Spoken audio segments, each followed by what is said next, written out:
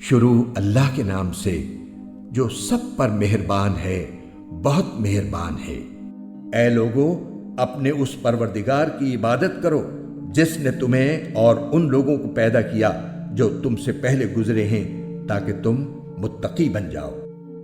اور دیکھو، ہم تمہیں آزمائیں گے ضرور، کبھی خوف سے اور کبھی بھوک سے اور کبھی مال و جان اور پھلوں میں کمی کر کے۔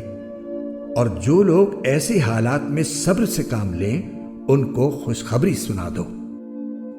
یہ وہ لوگ ہیں کہ جب ان کو کوئی مصیبت پہنچتی ہے تو یہ کہتے ہیں کہ ہم سب اللہ ہی کے ہیں اور ہم کو اللہ ہی کی طرف لوٹ کر جانا ہے۔ اور دنیاوی زندگی تو ایک کھیل تماشے کے سوا کچھ نہیں۔ اور یقین جانو کہ جو لوگ تقوی اختیار کرتے ہیں ان کے لیے آخرت والا گھر کہیں زیادہ بہتر ہے۔ تو کیا اتنی سی بات تمہاری عقل میں نہیں آتی؟ میں نے جنات اور انسانوں کو اس کے سوا کسی اور کام کے لیے پیدا نہیں کیا کہ وہ میری عبادت کریں۔ ہر جاندار کو موت کا مزہ چکھنا ہے، اور تم سب کو تمہارے اعمال کے پورے پورے بدلے قیامت ہی کے دن ملیں گے۔ پھر جس کسی کو دوزخ سے دور ہٹا لیا گیا اور جنت میں داخل کر دیا گیا، وہ صحیح معنی میں کامیاب ہو گیا۔ اور یہ دنیاوی زندگی تو جنت کے مقابلے میں دھوکے کے سامان کے سوا کچھ بھی نہیں۔ یہ وہ لوگ ہیں جو ایمان لائے ہیں اور جن کے دل اللہ کے ذکر سے اطمینان حاصل کرتے ہیں۔ یاد رکھو کہ صرف اللہ کا ذکر ہی وہ چیز ہے جس سے دلوں کو اطمینان نصیب ہوتا ہے۔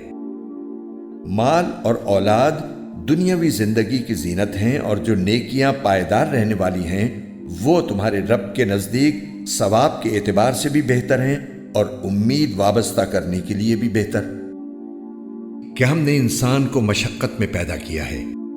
خوب سمجھ لو کہ اس دنیا والی زندگی کی حقیقت بس یہ ہے کہ وہ نام ہے کھیل کود کا، ظاہری سجاوٹ کا، تمہارے ایک دوسرے پر فخر جتانے کا، اور مال اور اولاد میں ایک دوسرے سے بڑھنے کی کوشش کرنے کا۔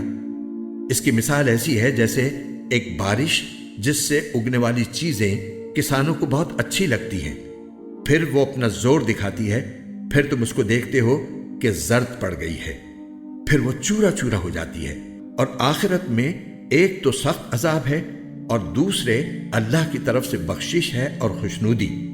اور دنیا والی زندگی دھوکے کے سامان کے سوا کچھ بھی نہیں ہے۔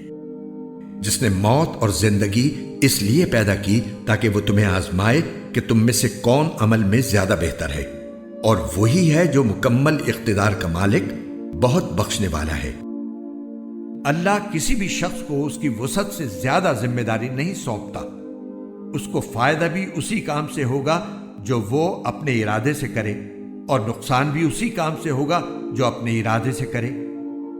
مسلمانوں، اللہ سے یہ دعا کیا کرو کہ اے ہمارے پروردگار، اگر ہم سے کوئی بھول چوک ہو جائے تو ہماری گرفت نہ فرمائیے، اور اے ہمارے پروردگار، ہم پر اس طرح کا بوجھ نہ ڈالیے جیسا آپ نے ہم سے پہلے لوگوں پر ڈالا تھا، اور اے ہمارے پروردگار، ہم پر ایسا بوجھ نہ ڈالیے جسے اٹھانے کی ہم میں طاقت نہ ہو، اور ہماری خطاؤں سے درگزر فرمائیے، ہمیں بخش دیجیے اور ہم پر رحم فرمائیے۔